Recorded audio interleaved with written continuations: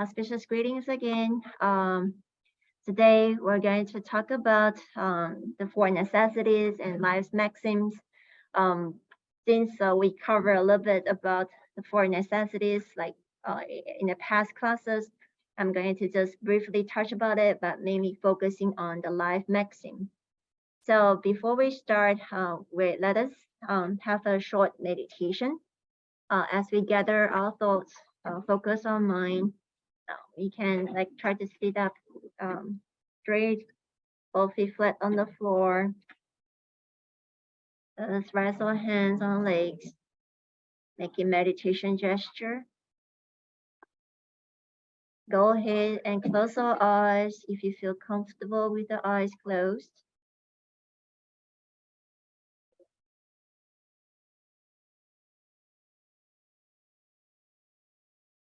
Let us put all our attention and focusing on our breathing.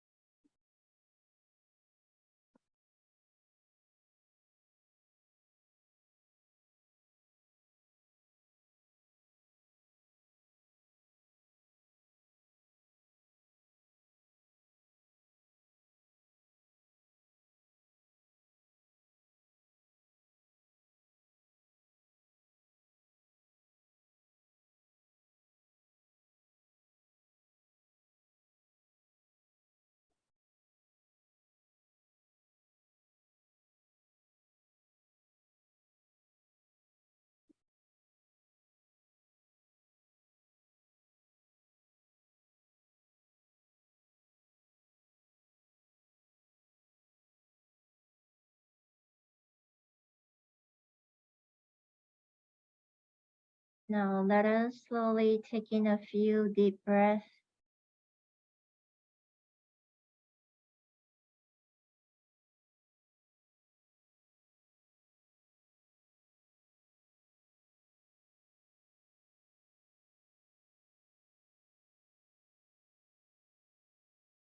Let us gently rub our palms together.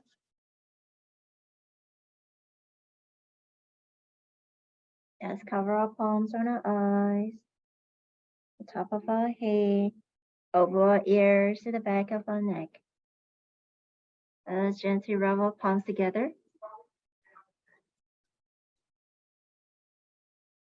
Let's massage our shoulders, arms, all the way to our fingers and wrists.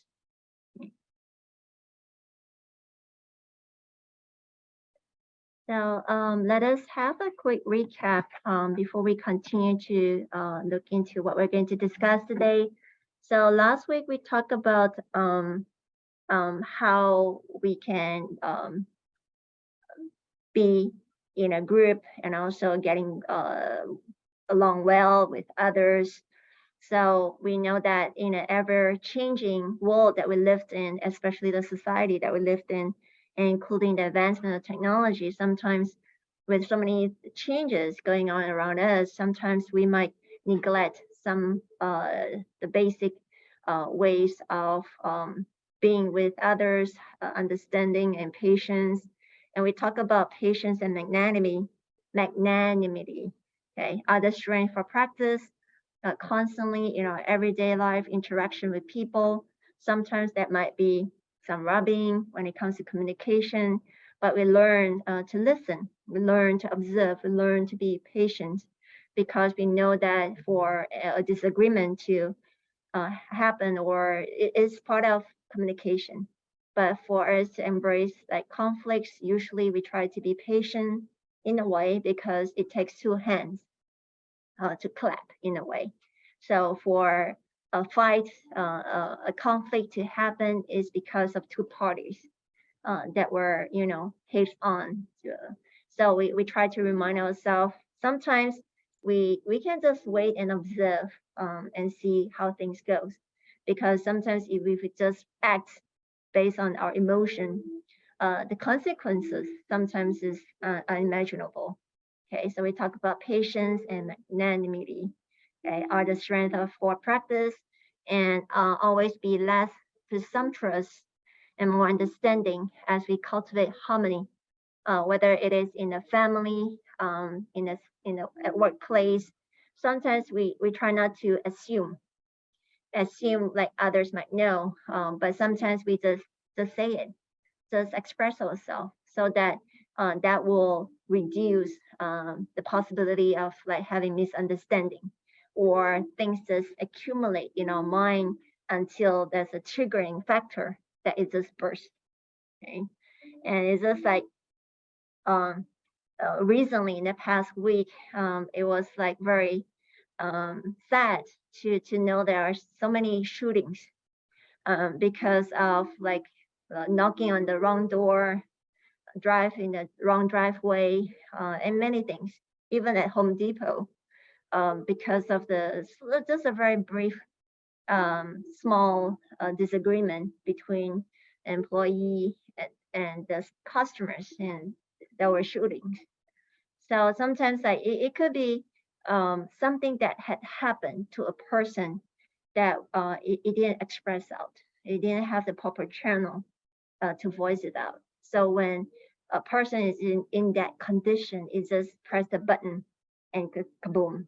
Yeah. So we'll just try to have more communication and more understanding that can cultivate harmony. And of course, gentleness and tolerance are the prescription for handling matters. Um, there are many things that we can have convey our message. Okay, whether we feel with anger or gentleness. Okay, we can convey the same message, but to achieve the effectiveness of what we want to say, usually we try to be gentle. We try to have say in a better way to convey what we want to say. Okay, and of course, courtesy and respect are the standards for human relationship. So these are the few points that we have covered in terms of how we get along with others, especially in a group. Okay, so for today, we're going to look into the four necessities that you have. I hope that you have the opportunity to read the articles written by Venerable Master Xing Yun, as well as the life maxims. Okay, so we know that in this life, when it comes to necessities, there's so many necessities, basic necessities, physical necessities, spiritual necessities. What is important in our life, it might differ from individual to individual. Okay, but basically, we try our best to be content of what we have, be joyful with whatever that we experience. Okay, but sometimes it needs a few reminders for ourselves. Okay, and of course, like not only that, every one of us have different goals, different needs, expectation. Okay, and not only that, what we have in mind and what we have encountered, they are all different. They are all special. Okay, our interaction with people, our encounters with one situation, even our views of about this life is different. So not to say that what is important and what is not. To me, water bottle is very important because I drink a lot of water. But to some person that doesn't have the habit of like drinking water, water bottle is not necessity. Okay, it could be other things. So it is a huge variety, a difference between an individual to another. Okay, sometimes for a man, like cars is like very important. Okay, for ladies, and maybe beautiful dresses. So there are so many different things that we think it is important. But when it comes to um, life, besides basic necessities, we try to learn the Dharma and try to reflect the Buddha's teachings in our everyday life. And we try to fill up the holes in our mind with the spiritual support, spiritual practices. So even though Verbal Master has suggested the 4 necessities for our life, but it is more than that, because that is just a general reference. We can think of what are the 4 necessities for ourselves. Okay, but I would like to focus more on the life maxims in today's sharing. So of course, like even though we have different encounters, besides having family support, besides having spiritual support that we have, but also like having friends are also very important in terms of wholesome friends, good friends, not the friends that give us bad influence, but it's more of like wholesome friends. This is what we put here. Are precious as we support and guide each other towards goodness. Even like during the Buddha's time, there are disciples in the Sangha that are very mindful and practice well, but also within the Sangha, there are a few disciples that are not practicing according to the Dharma. Okay, it is because again, every one of us are so distinct, different. And in this world, we won't be expecting everyone to practice wholesomely, be a good man, be a good person. Okay, because sometimes because of certain reason, we acted differently.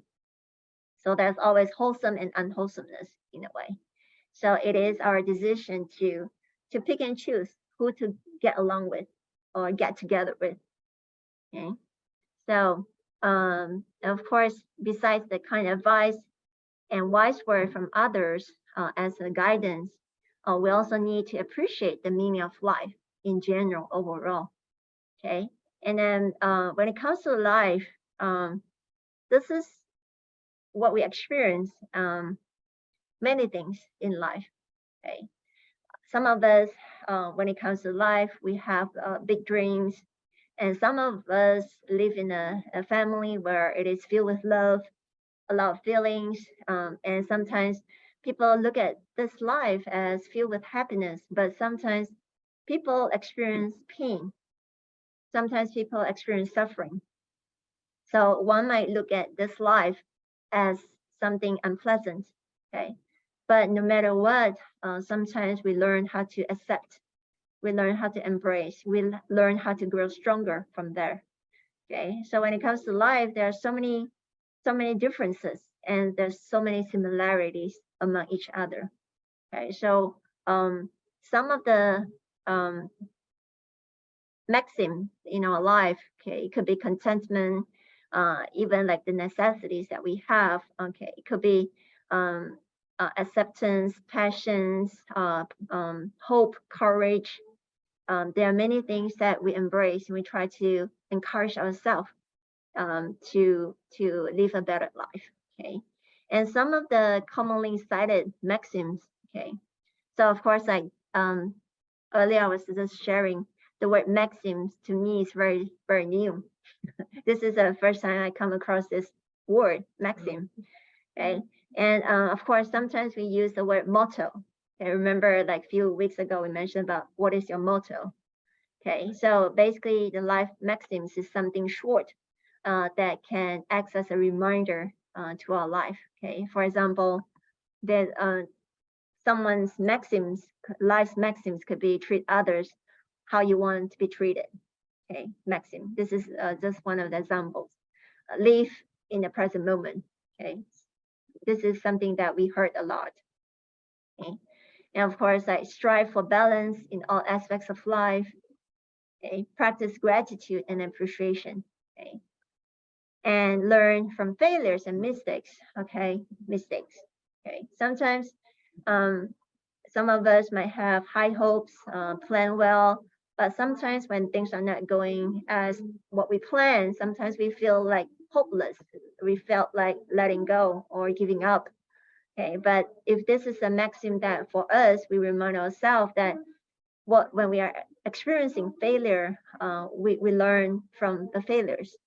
Okay, it's just like, the famous sport person like Tiger Woods or even Michael Jordan. Okay, since young, they practice so much. They spend hours in practicing like golf, basketball. Um, they are not born like that.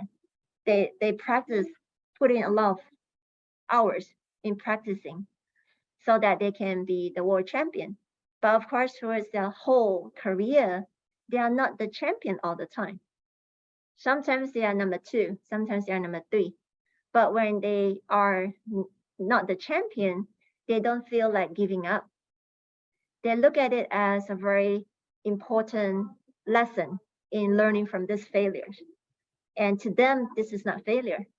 It's just another experience. So again, the maxims of learn from failures and mistakes is a reminder for ourselves. And sometimes, like, always be honest and true to yourself. That is also one of the very commonly used maxims.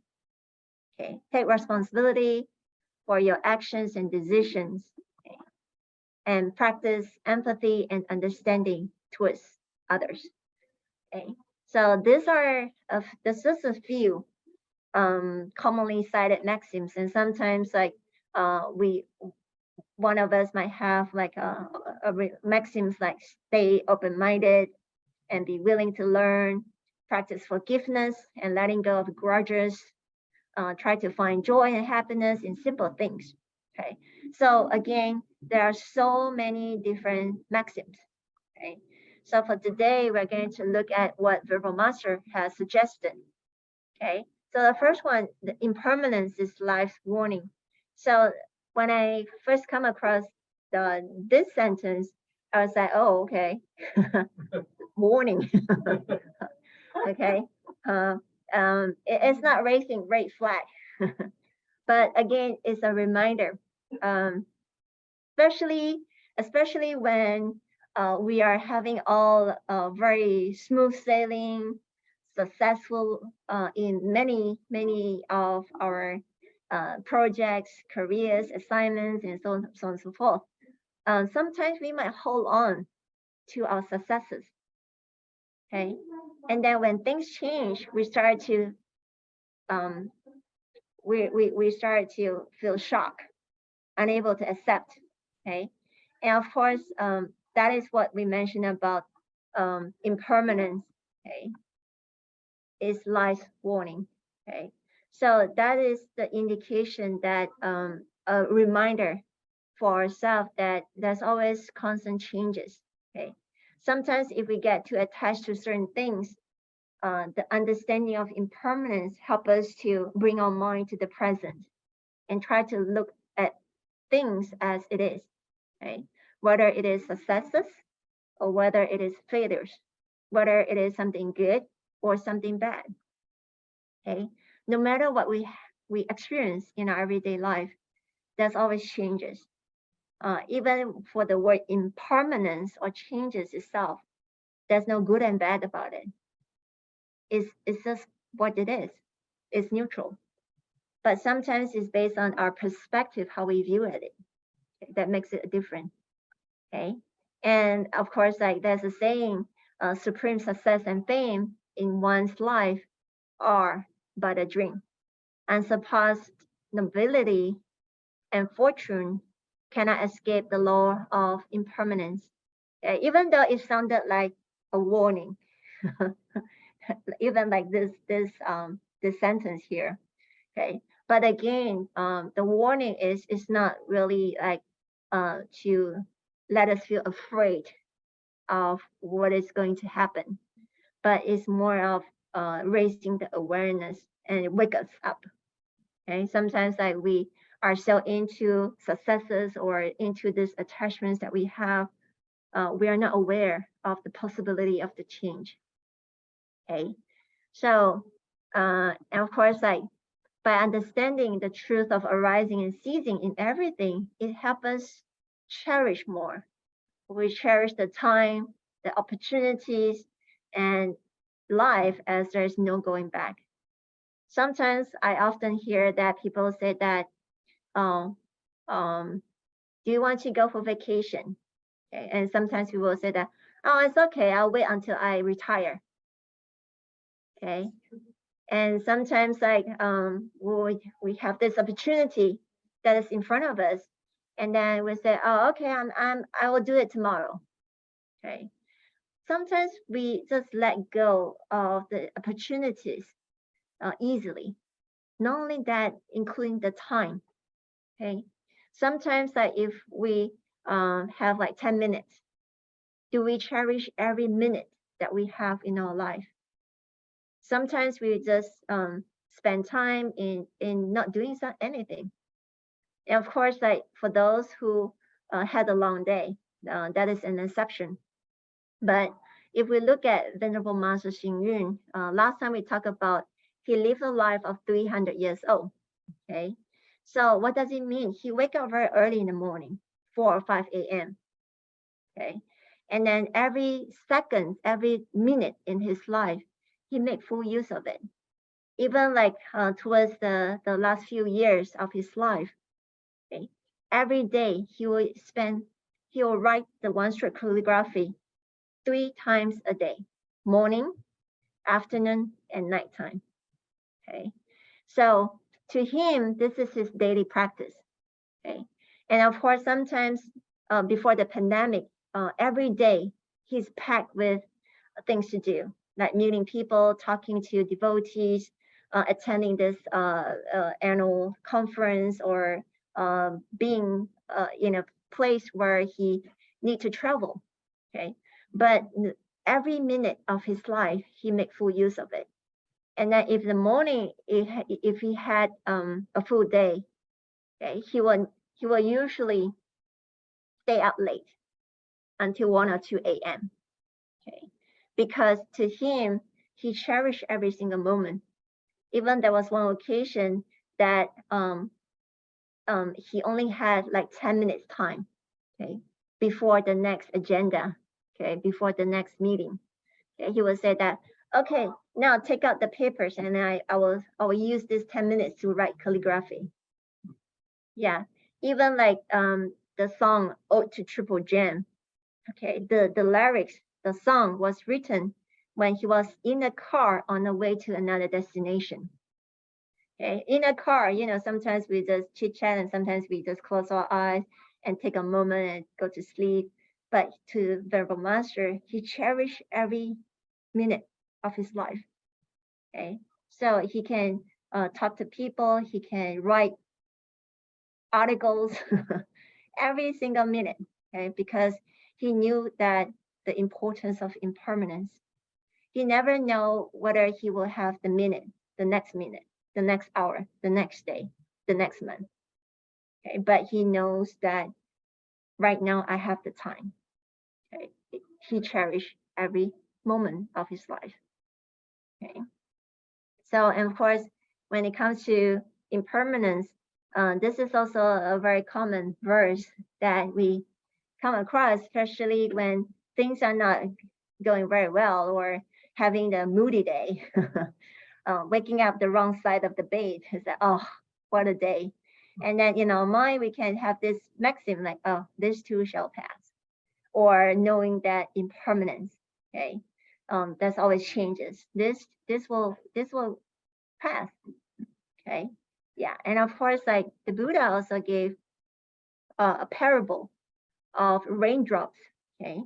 The Buddha can compare human lives to a raindrop that falls from the sky and lands in the ocean, okay? And how it changes from water drop from the rain into the ocean and disappear, and it changes its form from water into evaporated, become like gas, and then it goes up to the sky, and then it starts to accumulate, and when it cools down, becomes water again. Okay, so from gas to water to something physical. Okay, so that constant changes. Even a drop of water, even the component of the water, what does it comprises of? H2O, hydrogen and oxygen. Okay. And of course, that is also, again, a reminder of our life. Okay. When it comes to birth, sickness, aging, and death, there's always birth, right? Even though a person might physically experience sickness, aging, and one day we will come to a time where we no longer take in this breath and we move on. This physical body may disappear, okay? But our consciousness, our karma, our experiences will accumulate and it will change into different form, okay, until the next life, a new life, right? So there's a constant changes, whether we know it or not, whether we are fully aware of it or not. There's a constant changes every single moment, okay? Even whether we're on planet Earth or when we're on the moon, and maybe one day we go to Jupiter, wherever, there's a constant changes. No matter where we are in which corner of the universe, there's constant changes because impermanence is the reality of life. Okay. So the second one is dedication brings merit in dealing with matters. Okay. Dedication.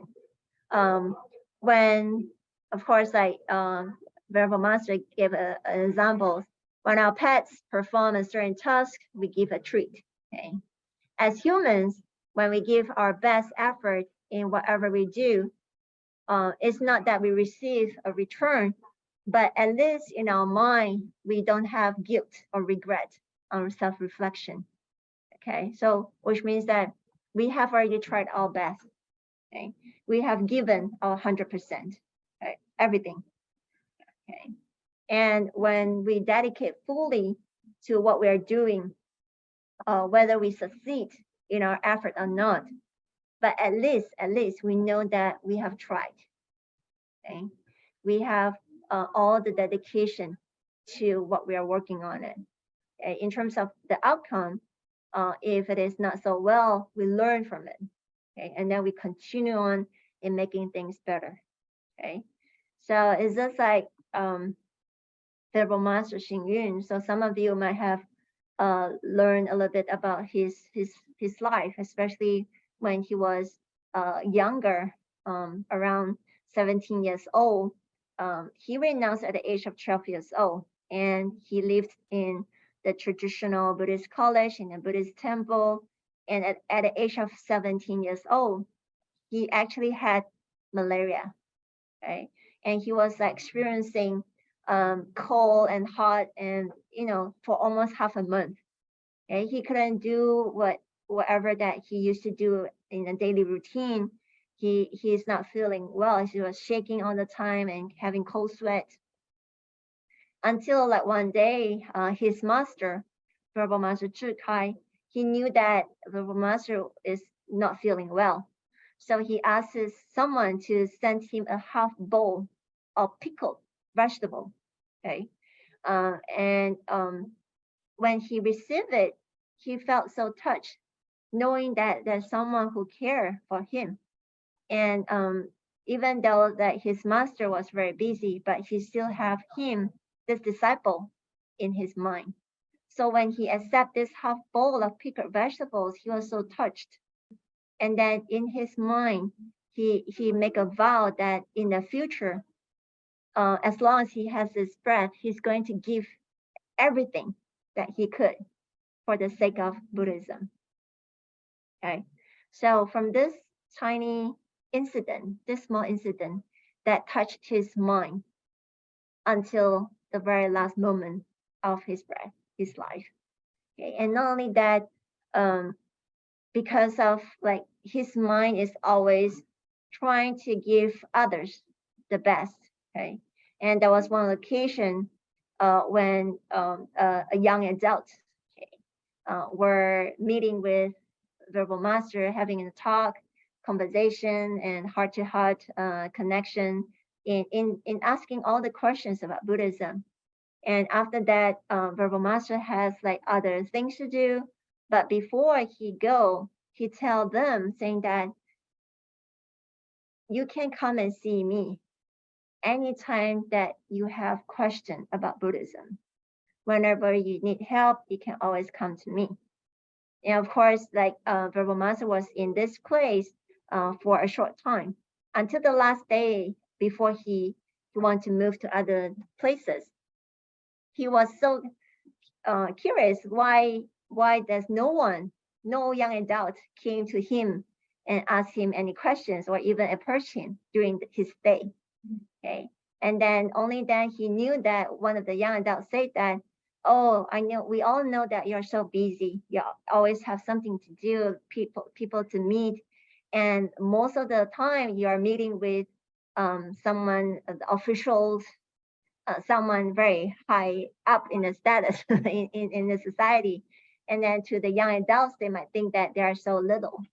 Okay, they don't want to take up and consume Verbal Master's time. And Verbal Master said that my time is your time. Okay, so what does it mean? No matter how busy he was, he will always have time for others. Yeah, because this is his life maxim. Okay, this is what he has in mind all the time. This is his practice. Okay, he doesn't have his own personal time. His time is always everyone's time. Okay, he had all the dedication for the sake of Buddhism and for the sake of helping everyone. Okay, so and then the third one is composure provides focus in facing danger. Okay, when we are sometimes when we are in a situation where we face the danger, most of the time we become nervous and scared. Okay, and sometimes we just go blank. Okay, don't know what to do, just sit there. Okay, because our mind is not calm, our mind is nervous, our mind is panicking. Okay, and then in facing an emergency, most of the time we have to remind ourselves we have to calm ourselves. We have to focus our mind. Okay, we start from ourselves first. Okay, when we're in this situation where everyone's panicking, we won't be able to help others until we help ourselves first. We have to calm ourselves first before we can take appropriate action to save others. So this is a very common situation when it comes to this example here. Okay, we all know.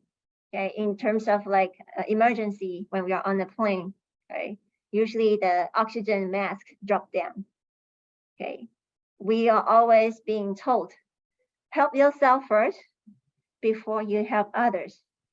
Okay, it is because if we didn't put on the oxygen mask first, we even though we have the mind, the heart of helping others, we go, oh, no oxygen.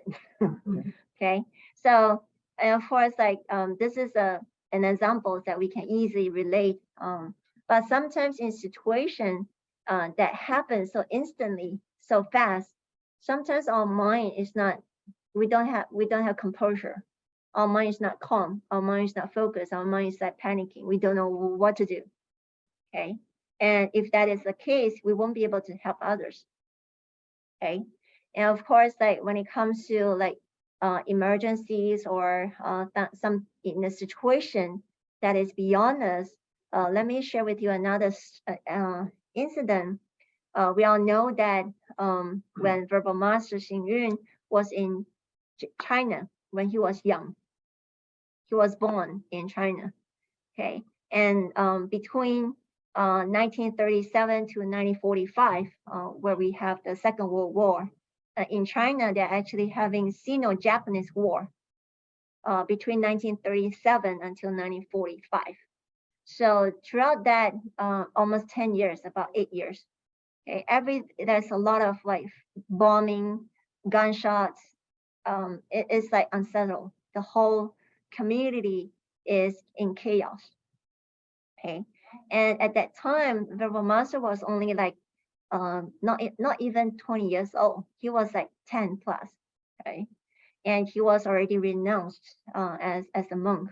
Okay, And at some time, in some point, that he had to lay among the dead bodies, okay, to protect himself, so that he can continue in helping others who are in need. Okay, and of course, like not only this war, after the Second World War, the Chinese Civil War happened between 1945 to 49. It continues on in China. Okay, and of course, like not only that, when Verbal Master arrived in Taiwan, they are having this martial law where they didn't have any freedom in moving, going out. Whenever they want to go from one place to another, they have to report themselves to the police station. Okay, there's a lot of like incidents that happen throughout his young days. Okay, there's a lot of chaos. There's a lot of war. There's a lot of like conflicts. Okay, and even there was one point that he was being captured and said that being accused him as a spy. And then he was like lining up together with others at gunpoint. And he almost like lost his life. Okay. And eventually when he was standing there, together with others, imagine if we were Verbal Master, how would we feel? Okay. But in his mind, he said that, oh, if I don't survive this time, but at least I know that I've dedicated my whole life in serving others, in helping others. Okay, but of course things have changed. The soldiers eventually received news saying that, oh, this is incorrect. They are not spies. So eventually he was being let go. Okay, this is just one of the many incidents that Verbal Master himself experienced, the suffering of everyone around him. Okay, but in his mind, he's always faced everything with composure. Okay, and always remind himself to remain calm. And until now, for Guangshan, or even when Verbal Master was still alive, he always tried to promote peace, because he himself been through so many wars and conflicts. He has seen so much suffering of people because of war, because of conflict. Okay, and so he vowed to build a pure land of joy in this world itself. Okay, even like when he was still around, he always tried his best to foster the relationship between China and Taiwan, because he knew what had happened during the Chinese Civil War. It is between the two countries. So he tried his best. Okay, but no matter what situation that he's in, he always remind himself to stay calm. Okay, so composure is the key. Okay, and in his one of his vow, he said that born in tribulation, raised in adversity, and yet he experienced a lifetime of joy. Okay, because he always tried to find joy in helping others, no matter how hard the situation that he was in. But because his mind is always focusing on how the greater good, he put in his full dedication, and also try to remain focused for others. Okay, so the last one that Verbal Master has suggested as a life maxim is, compassion is a foundation for practicing charity. Okay, so compassion, we all know what is compassion. We always talk about compassion. Compassion is a refined love. It is a selfless contribution without expectation of a reward. Okay, this is what we mentioned about when we talk about compassion. When we give with compassion mind, we will have no, how do you pronounce this way? Ulterior motives, thank you, or greed, but base our intent solely on benefiting humanity. Okay, so when we have a compassionate mind, just like Bodhisattvas, including ourselves, when we practice the Bodhisattva's practice, okay, we always try to be compassionate. And of course, we always talk about compassion with wisdom, because when we help others, of course, first of all, we're not expecting a reward. When we help others, is we try to find ways to properly help a person. Okay, it's just like the examples I usually quote is like when we see homeless, we want to help them, we won't be giving them money.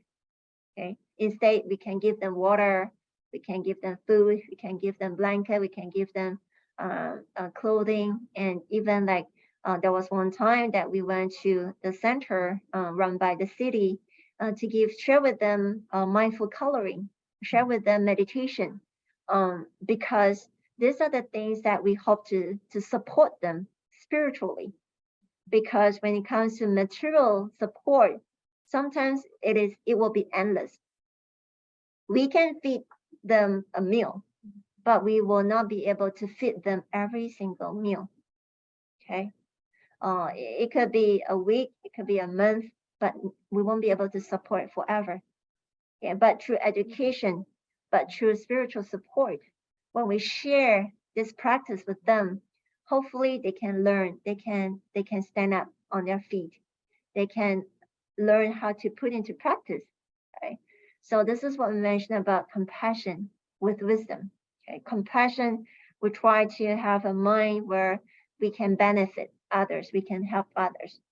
But of course, as a start, sometimes when we help others, of course, most of us have expectation.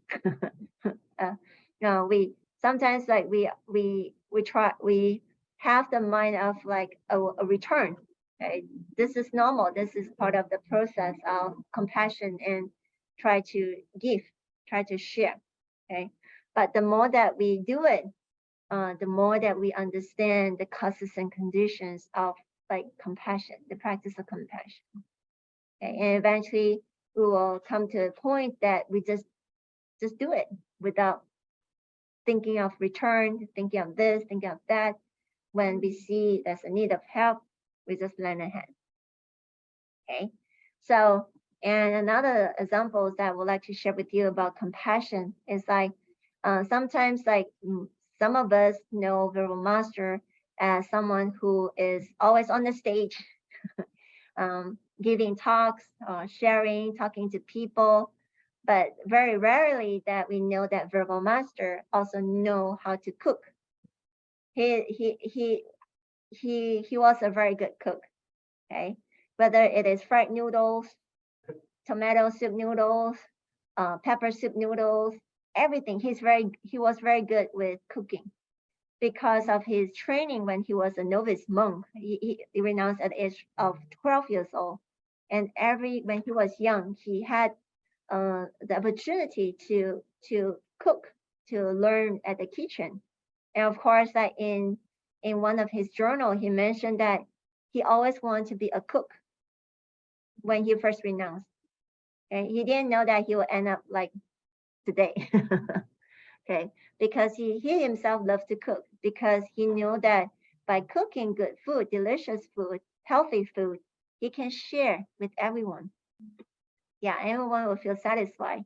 And this was taken when we first established Guangshan in Kaohsiung. And like the whole geographical location of Guangshan, our headquarters in Kaohsiung, it was built in a very motorous, like it's like up and down, it's like uneven. Okay, and of course we need a lot of like resources. Okay, like trucks to excavate and move the soil from the hill to cover up the valley, make it smoother, and so on and so forth. So one of the ways, besides writing books, writing articles, Prabhupada Master also fried a lot of fried noodles to give it to the devotees who come to the temple. Okay, because he know that this is the things that he can serve, he can help others with, he can give it to others. And even throughout the years when we first founded and established for Guangshan, okay, it took us 10 years to get a permit from the Kaohsiung city. Okay, and things were not that easy. Verbal Master was constantly being challenged in many ways, and one of it is when we submitted a request to get this permit to have this temple here. Many of them look at him as a monk from China, so he was being treated differently. Okay, not to say that when we wanted to request for permit, the government said that, oh, you have to first buy 2 fire trucks and provide 100 firefighters on site. Yeah, this is just one of the requests, but of course, eventually that was it changed over time. Okay, and there was also one time where because of the civil war in Taiwan, okay, he was being accused of like hiding rifles in the temple. Okay? This is a very huge accusation. Okay? But then, of course, when they came to the temple, they couldn't find anything. But Verbal Master was kind of like, he looked at it in a very calm mind and said that I don't even have enough money to build the temple. Where can I find money to buy rifles? So he looked at things in a very humorous way. So even though he was being challenged, he was being criticized, he was being, put in this difficult situation. But in his mind, he's constantly look at everything in a very positive way. Okay, it is because in his mind he's always filled with compassion and understanding. Okay, and sometimes when he was being challenged or he was being put in this difficult situation, he was think for them saying that, oh, they might be in this situation where they have to do like that. Okay, so for us, we will say, oh, how could they do like that? we will feel like emotions, like, feel anger, frustrated, because imagine it took 10 years to establish, just to get the permit to have Foguangshan. So we established Foguangshan in 1967. So which means that it started back in 1957. Okay. Of course, the same goes to Shilai Temple in LA. It also took us 10 years to get approval. Okay. So our senior monastic Verbal Chizhuang, when she first stepped foot in LA, that was 1978, 78. When we have our grand opening of Shilai Temple, that was 1988. Yeah, so it took us time to communicate, to negotiate, and to talk about it. But long story short, when we look at our daily practice, sometimes we need our the life maxim to support us, to remind us, to help us continue our journey in our practice. Okay, so as a conclusion, the most important thing in this world is to live a healthy, joyful, contented, enriched, and dignified life. Okay, this is like all the necessities in life. Okay, one of the necessities in life. There are more about it. We learn to identify our life's maxim and the spiritual necessities. So to recap all the points that were shared by Verbal Master Xing Yun is impermanence is life's warning, again, to wake us up, not to get too attached to the things that we hold on to. Dedication brings merit in dealing with matters. We try to give our 100% dedication to whatever that we are responsible for and what we want to do. Okay. Composure provides focus in facing danger. And compassion is the foundation for practicing charity. Okay. Charity means for the well-being of the society, for the well-being of others. Okay. Humanity. Okay. So for everyone to think about it and to share, I have 2 questions. One is, what is your life's maxim? what is your life's motto? Okay, I think I kind of like asked this question before, but every day could be different. Every moment could be different. So our life's maxim might change over time. So you feel free to share. And how can this life maxim help you in your life? How does this motto or this life maxim help you to overcome your challenges, your obstacles, the situation that you are in? Okay, so of course, like there are a lot of life maxims that I hope that you can also take this opportunity to share in the Google Classroom, or even if you would like to share right now, is you feel free to comment or talk about or ask any questions about what I shared. Okay, so anyone have any questions? Let me see. Okay.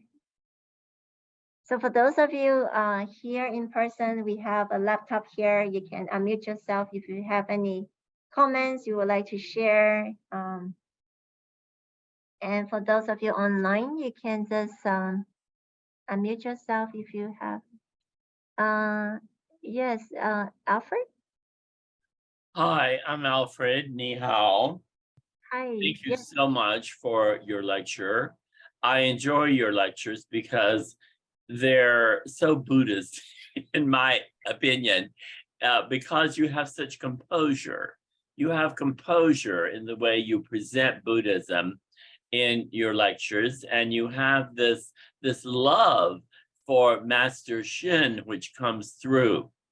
And even though when I began Buddhism many years ago, I didn't know anything about Master Shin, but over the years, from the monastics in San Diego and also here in Shilai Temple, I have come to appreciate Master Shin very much. And when the funeral, I watched every minute of it from Taiwan, and it was just so beautiful for me to watch it and know that I had been introduced to Master Shin from you monastics in the temples in San Diego and in Hacienda Heights. I haven't been to the temple in Austin. So I'm just saying, thank you so much. And I love Buddhism. I really do. I wish I had become a Buddhist about 55 years ago. Well, maybe more. I'm 78 years old, so I think I should have started long before 55. Okay. Thank you. Thank you, Alfred, for sharing. you. Thank you. Thank you. Yes. So anyone else would like to share? Yeah, just a very brief clarification, like what I shared about Verbal Master's experience before with the difficulties in getting permit. And of course, over the years, it has changed, that many people like supported him, whether it is like the Taiwanese government or even like Chinese government. Even there was one point that Verbal Master was being invited to return to China and establish the Foguangshan Ancestral Temple in Yixing. Yeah, so what I share with you is based on like the Verbal Master's younger experiences, and even like throughout his whole life when he shared the Dharma, there are challenges that he faced. But it doesn't mean that the people were bad. I'm not trying to say that, but I'm just referring to the matter, the incident that had happened. Okay, so I just want to clarify on that part. Okay. Yes, Marisa. So you say venerable, Master Xing, he makes every single time matter.